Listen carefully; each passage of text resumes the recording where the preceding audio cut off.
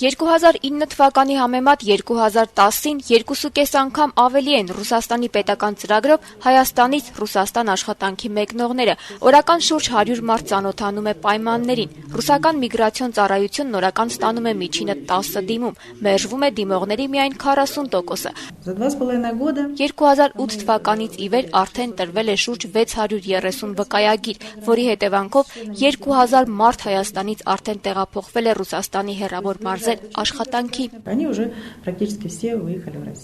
Ռուսաստանն այս ծրագրով առաջարկում եւ աջակցում է աշխատանք չունեցողներին տեղափոխվել, ապա անհրաժեշտ փաստաթղթերի առկայության պարագայում կես տարի անց քաղաքացիություն ստանալ հեռավոր մարզերում։ Աշխատանքային միգրանտների ընտրությունը սահմանափակվում է Սիբիրով, հեռավոր ծայրամասային մարզերով։ Ռուսական միգրացիոն ծառայության ներկայացուցիչն ասում է, թե հայերը դրանից էլ չեն հրաժարվում։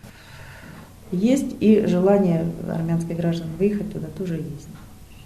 Հայաստանից հեռանալ ցանկացողները տեղեկանում են, որ Ռուսաստանի տարածքում միանվագ ֆինանսական հատկացումներ են տրվում։ Չափը պայմանավորված է տեղանքով, կարող է լինել 4000, որոշ դեպքերում $8000, իսկ եթե ընտանիքը 2 տարի չապրի այդ տեղանքում, պետք է վերադարձնի գումարը։ Ռուսական այս ծրագիրը գործում է 2006 թվականին արձակված Ռուսաստանի նախագահի հրամանագրով։ Нет, такого соглашения нет. Չկա համաձայնագիր Հայաստանի եւ Ռուսաստանի կառավարությունների միջև, իսկ Հայաստանի կառավարությունը չի խոչընդոտում Ռուսաստանի ծրագիրը, իմաստ չունի։ Смысла в этом никакого нет. Իսկ ինչ տեղեկությունների է տիրապետում միգրացիոն պետական ծառայությունը կապված արտագաղթի հետ։ Պետք է առնվազն խորացված հետազոտություն ուսումնասիրություն կատարվի։ Դա նախկինում կատարվել է տարբեր եւ միջազգային կազմակերպությունների պատվերով եւ ժամանակի ամեն պահին այդ հետազոտությունը կատարելը մտածել որ պիտի կատարվեր դա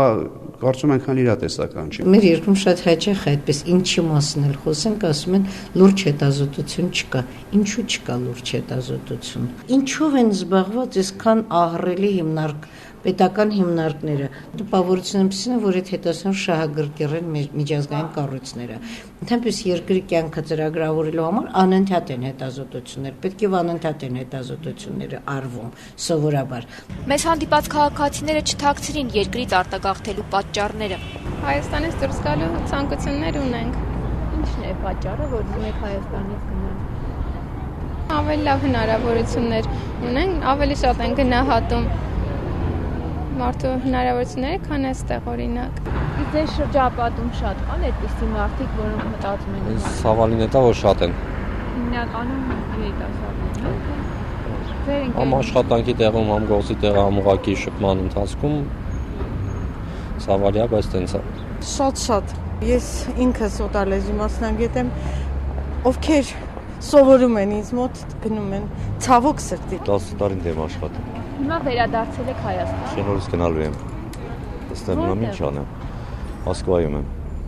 Աշխատանք ունեք այդտեղ դրա համար։ Աշխատանք ունենք, հիմնական աշխատանք, ընդ գրանցված եմ, այնտեղ աշխատում եմ։ Իսկ մտադրություն չունեք երբևիցե վերադառնալ Հայաստան։ Ունեմ, բայց հիմա ուշ, մի քիչ ուշ։ Մի քիչ արմրեք նոր կանք։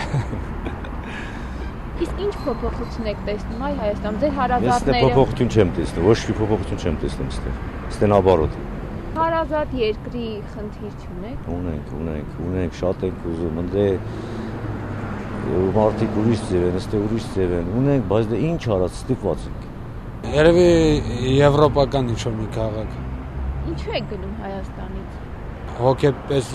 ճնշված վիճակն ավելի շատ է։ Զուտ դրա համար։ Այսինքն իրավունքների խնդիր։ Իրավունքների խնդրեմ որոշ չափով էլ կարելի ասել եւ դա։